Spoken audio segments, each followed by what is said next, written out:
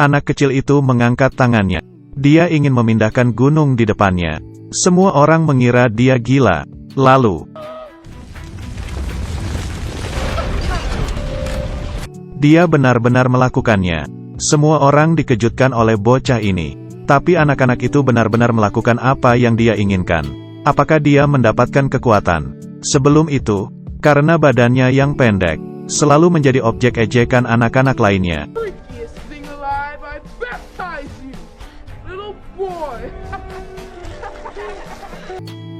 Dia tidak memiliki teman. Dari kecil sampai dewasa, satu-satunya temannya adalah ayahnya. Ayahnya mengantarnya, memberinya pertemanan yang terhangat. Tapi itu di periode kedua. Kekacauan. Ayahnya harus ke baris depan untuk berpartisipasi. Anak kecil itu langsung bergegas pergi. Memeluk kaki ayah itu erat-erat. Dia tidak mau meninggalkan ayahnya. Tapi itu tidak dapat mengubah apapun. Dia menggunakan uang simpanannya, membeli sepatu kesayangan ayahnya. Ada juga 2 tiket untuk pertunjukan sulap. Dia percaya bahwa ayahnya akan kembali kepadanya. Tapi ada polisi datang ke rumahnya, memberinya pesan. Ayahnya berpartisipasi dalam perang, ditangkap oleh Jepang. Tidak tahu masih hidup atau mati. Semangat keluarga ini langsung runtuh. Anak itu sangat kecil saat mendengar berita itu. Tidak mau makan atau berbicara. Dia pergi ke pertunjukan sulap itu sendirian. Di sini, anak laki-laki itu mendapatkan kembali kepercayaan dirinya. Pesulap mencari orang yang dapat membantunya, bekerja sama dengan pertunjukannya. Satu-satunya anak laki-laki yang tidak mengangkat tangannya dipilihnya. Pesulap memintanya untuk mengangkat tangannya, menghadapi botol di depannya. Pindahkan botol itu ke depanmu dengan kekuatan pikiranmu. Penonton terus menertawakannya. Tidak percaya dia bisa melakukannya. Wajah-wajah yang tertawa. Bocah laki-laki itu perlahan-lahan menurunkan tangannya. Tapi saat ini,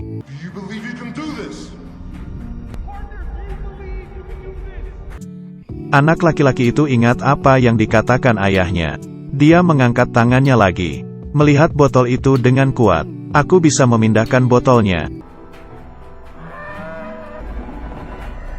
Botol itu bergerak ke depannya. Dia melakukannya. Penonton terdiam. Lalu ada tepuk tangan untuknya. Saat itu anak kecil itu mendengar pendeta berkata, "Jika kalian memiliki iman sebesar biji sesawi, kita bahkan bisa memindahkan gunung. Jika kalian bisa memindahkan gunung, maka tidak ada yang tidak mungkin. Biarkan kompetisi ini berakhir. Biarkan orang yang kita cintai kembali." Perumpamaan tentang iman. Lalu anak kecil itu menemukan cara untuk ayahnya kembali. Jadi dia benar-benar mencuri sebiji sesawi. Dia percaya, selama dia bisa memindahkan gunung, ayahnya bisa kembali kepadanya dari medan perang. Anak kecil itu memungut batu, melemparnya ke rumah, mengenai jendelanya. Kakaknya menyalakan sebuah molotov, siap untuk membakar rumah ini. Karena di rumah ini, hidup seorang orang Jepang. Mereka membenci orang Jepang. Karena ayah yang di medan perang ditangkap oleh orang Jepang. Toko ini juga menolak untuk melayani orang Jepang. Tapi tindakan mereka gagal. Kakaknya dimasukkan ke penjara. Adik laki-laki itu juga dibawa kepada pendeta untuk mengaku dosa. Anak kecil itu memberitahu pendeta, dia dapat memindahkan botol itu. Dia ingin kemampuan untuk memindahkan sebuah gunung. Pendeta itu meminta dia untuk menunjukkan dia memindahkan botol. Anak kecil itu mengangkat tangannya lagi.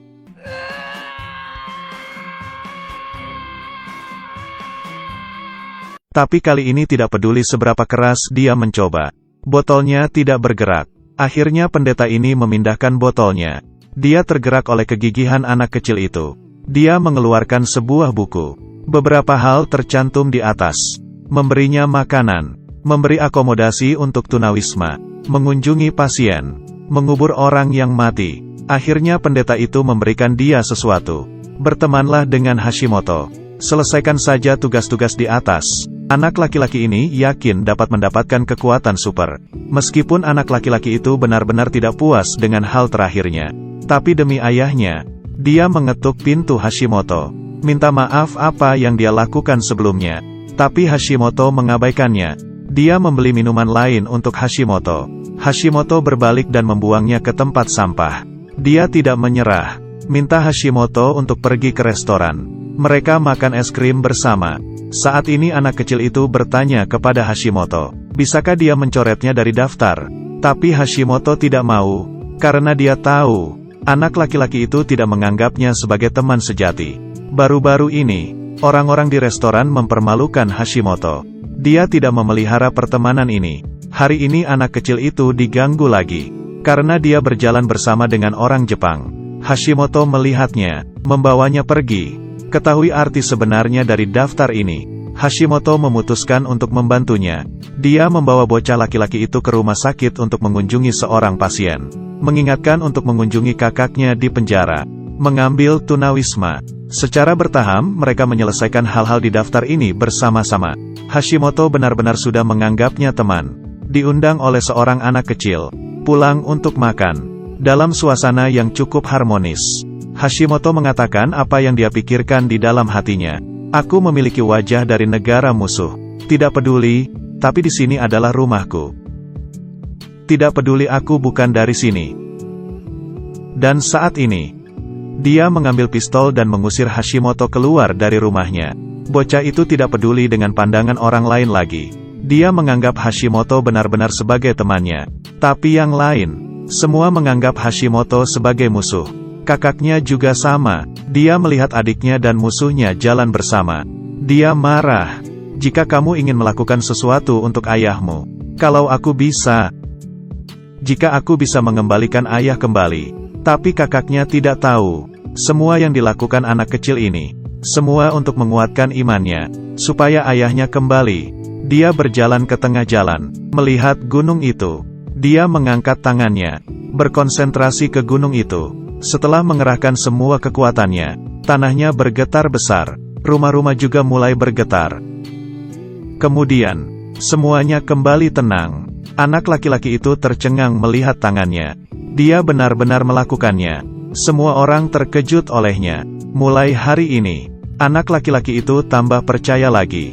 Dia bisa membawa ayahnya kembali.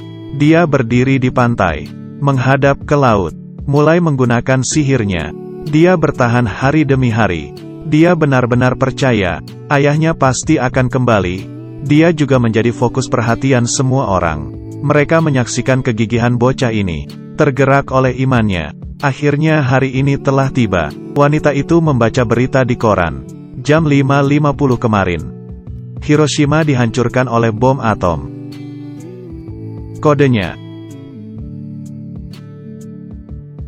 Little Boy. Semua orang dengan senang hati memberitahu anak kecil itu.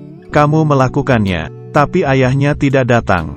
Tapi pemberitahuan kematian. Ayahnya mati di medan perang. Anak kecil itu di depan batu nisan. Melihat foto ayahnya sangat menyakitkan. Memegang foto itu erat-erat di pelukannya. Dia tidak dapat menerimanya. Mengapa begitu banyak usaha? Ayahnya pergi selamanya. Menyelesaikan hal terakhir di dalam daftar. Dia meninggalkan daftar itu untuk ayahnya.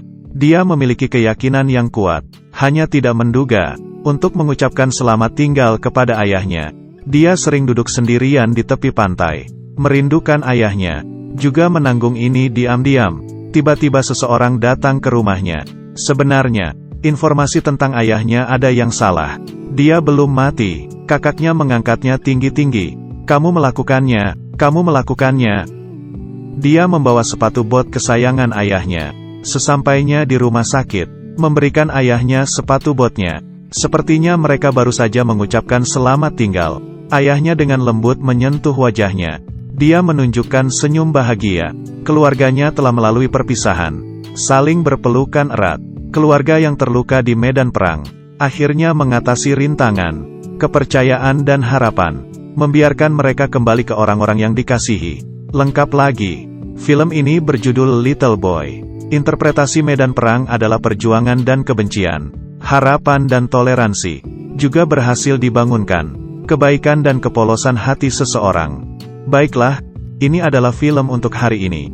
Jika Anda suka, jangan lupa untuk like dan subscribe. Kita akan bertemu di lain